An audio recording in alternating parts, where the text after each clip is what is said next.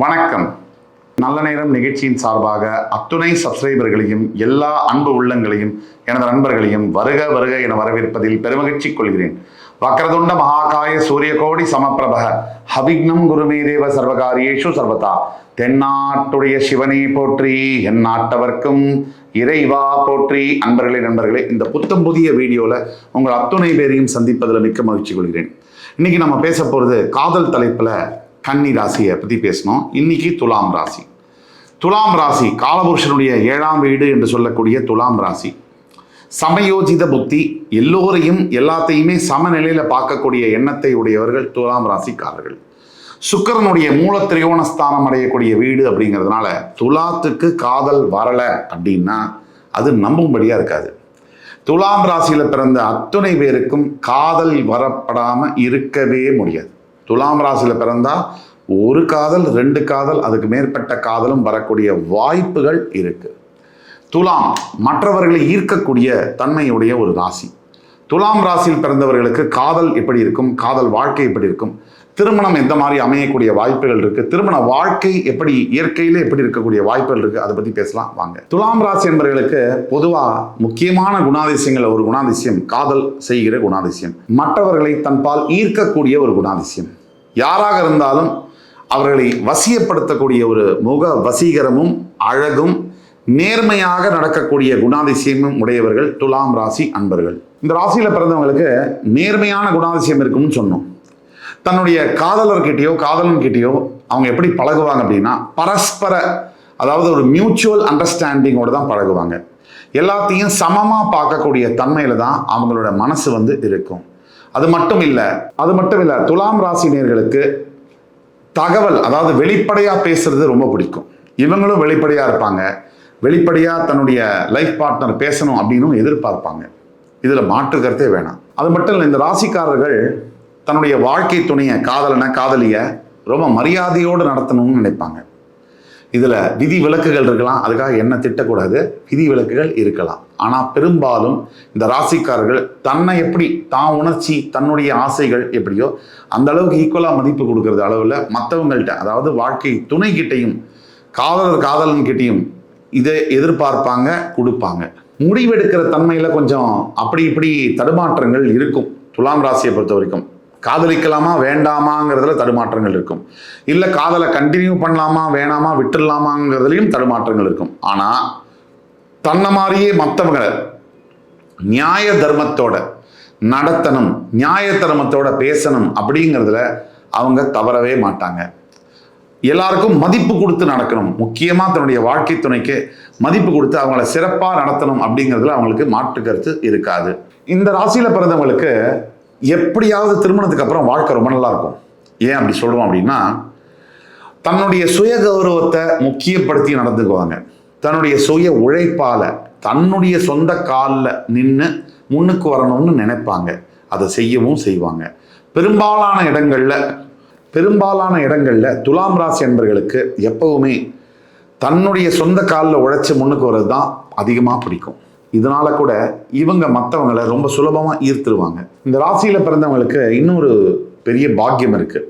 இவங்களுக்கு கணவனாகவோ மனைவியாகவோ வரக்கூடிய வாழ்க்கை துணை பயங்கர கேப்பபிளாக இருப்பாங்க, ஆற்றல் மிக்கவர்களாக இருப்பாங்க. தன்னால் எதையும் சாதிக்க முடியுங்கிற எண்ணமும் செயல் வடிவம் கொடுக்கக்கூடிய தன்மையும் ஆற்றலும் கூட இருக்கும். சும்மா வாய்க்கு சவடால சொல்றது இல்லை, உண்மையிலேயே மிகப்பெரிய திறமைசாலியாக, சும்மா வாய்ச்சவடலுக்கெல்லாம் இல்லை, நிஜமாவே திறமைசாலியான ஒரு வாழ்க்கை துணை தான் அமைவாங்க. அந்த மாதிரி வாழ்க்கை துணையை அமையும் போது ஆனால் சிறு சிறு சச்சரவுகள் இருக்கும். ஏன்னா இவங்களோட வாழ்க்கை துணை டாமினேட் பண்ண நினைக்கக்கூடிய வாய்ப்புகள் நிறைய இருக்குது. ஏன்னா இவங்களுடைய 7ஆம் வீடு பார்த்தீங்கன்னா மேஷராசி, அதுக்கு அதிபதி செவ்வாய் அப்படின்னாலே போர்க்குணம், வார், அக்ரஷன் இதெல்லாம் வந்துடும். அதே மாதிரி தான் இவங்க வாழ்க்கை துணைக்கிட்டையும் கூட ஏதோ ஒரு விதத்தில் ஒரு அக்ரஷன், ஒரு கோபம். அதே மாதிரி தான் இவங்க வாழ்க்கை துணைக்கிட்ட கூட இவங்களுக்கு ஒரு கோபம், இவங்க வாழ்க்கை துணைக்கு இவங்க மேலே ஏதோ ஒரு கோபம், ஒரு அக்ரஷன், ஒரு பிடிவாதம் குணம் இதெல்லாம் இருக்கும். செவ்வாய்க்கு இருக்கக்கூடிய முக்கிய குணாதிசயங்களில் 75% இவங்களோட லைஃப் பார்ட்னர்கிட்டையும் இருக்கும் அப்படின்னா அது மிகையில்லை. அப்படி என்னதான் குணம் தன்னுடைய வாழ்க்கை துணைக்கு இருந்தாலும் அதையும் அனுசரித்து போகணும்னு நினைக்கக்கூடிய குணாதிசயம் தான் துலாம் ராசி.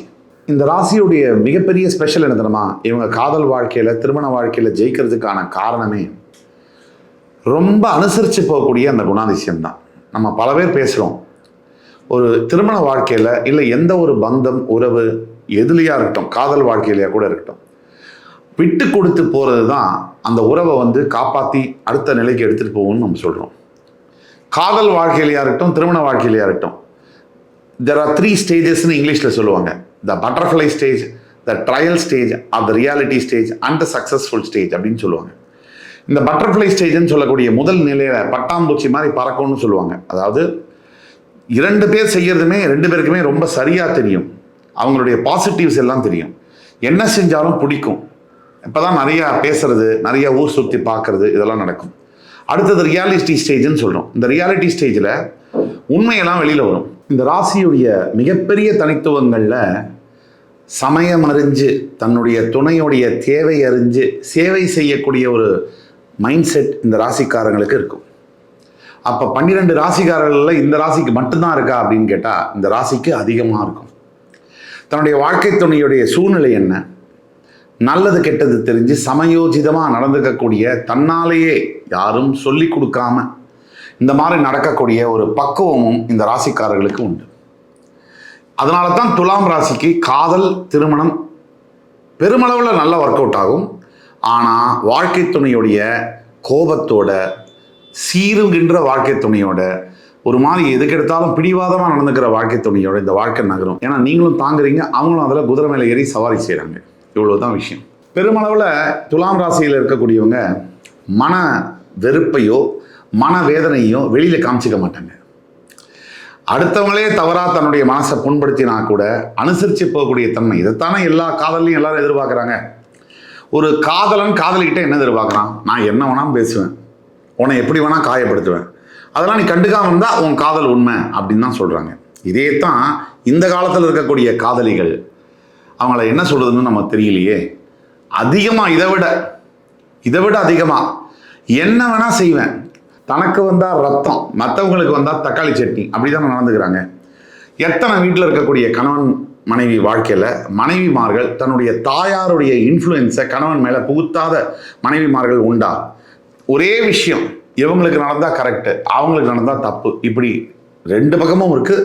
இந்த காலகட்டத்தில் அதிகமாக பெண்களிடையே அது காணப்படுகிறது. அன்ஃபார்ச்சுனேட் தான், அது உண்மை தான் சொல்லி ஆகணும், போய் சொல்ல முடியாது. ஆக இந்த துலாம் ராசினியர்களுக்கு காதல் வாழ்க்கையில் பெரும்பாலும் நெகட்டிவாக யோசிக்கக்கூடிய வாழ்க்கை துணை, இல்லை எதிர்மறையாக சிந்திக்கக்கூடிய வாழ்க்கை துணை, வாழ்க்கையில் காதல் இதெல்லாம் வரக்கூடிய வாய்ப்புகள் உண்டு. முதல் காதல் துலாம் ராசி என்பவர்களுக்கு சக்ஸஸ் ஆகிறது அப்படிங்கிறது கொஞ்சம் கடினமாக இருந்தாலும் உங்களுடைய குணத்தை நீங்கள் எக்ஸிபிட் பண்ணிக்கிட்டே இருக்கணும், பொறுத்துக்கிட்டே இருக்கணும், அப்படின்னா சக்ஸஸ் ஆகிடும். எதிராளி மாறுவாங்கன்னு நினச்சிங்கன்னா தயவு செய்து என்னை மன்னிச்சிடுங்க, அது நடக்காது. உங்களோட திருமண வாழ்க்கையிலுமே இதே தான், உங்களை டாமினேட் பண்ணுற மாதிரியான பர்சன் வரக்கூடிய வாய்ப்புகள் அதிகம். ஆனால் ஒரு காலகட்டத்துக்கு பிறகு, திருமணமாகி ஒரு 10 ஆண்டுகளுக்கு பிறகு உங்களுடைய வாழ்க்கை மிக அற்புதமான ஒரு வாழ்க்கையாக மாறும். அதுக்கு உங்களுக்கு அது வரைக்கும் தாங்கிறதுக்கு பொறுமை, நிதானம் வேண்டும். சரி, இந்த திருமணத்தை முடிச்சுக்கலாம், வேறு திருமணம் பண்ணிக்கலாம்னா அந்த திருமணத்துலையும் இதே தானே. ஒரு பெண்ணாக இருந்தால் ஆணை தான் திருமணம் பண்ண முடியும், ஆணாக இருந்தால் பெண்ணை தான் திருமணம் பண்ண முடியும். ஒரு பெண்கிட்ட இந்த ப்ளஸ் இந்த மைனஸ் இருக்குன்னா இன்னொரு பெண்கிட்ட வேற ப்ளஸ் வேற மைனஸ் இருக்க போகுது. இதில் என்ன வித்தியாசம்? ஆக இருக்கிற பந்தத்திலேயே இங்கிலீஷில் சொல்கிற மாதிரி known devil is better then an unknown angel அப்படிங்கிற மாதிரி இருக்கிற வாழ்க்கைக்குள்ளேயே நம்ம கையில் இருக்கக்கூடிய தேவதையை மதித்தாலே போரும், அது நல்லபடியான வாழ்க்கையை நமக்கு தரும் அப்படிங்கிற எண்ணம் உங்களுக்கு வரணும். திருமண வாழ்க்கையில் பெரிதளவில் பாதிக்கப்பட்டவங்களோ, காதல் வாழ்க்கையில் என் காதல் நிறைவேறுமா நினைக்கிறவங்க உங்களுடைய தனிப்பட்ட ஜாதகத்தை கீழே கொடுக்கப்பட்டுள்ள வாட்ஸ்அப் நம்பரில் எங்களை கான்டாக்ட் பண்ணி சொன்னீங்கன்னா உங்களுக்கான அப்பாயின்மெண்ட் உங்களுக்கு கொடுத்து துல்லியமாக உங்களுடைய காதல் நிறைவேறுமா அல்லது திருமண வாழ்க்கை, திருமண பந்தம் நீடிக்க முடியுமா அப்படிங்கிறத தெளிவாக என்னால் சொல்ல முடியும்.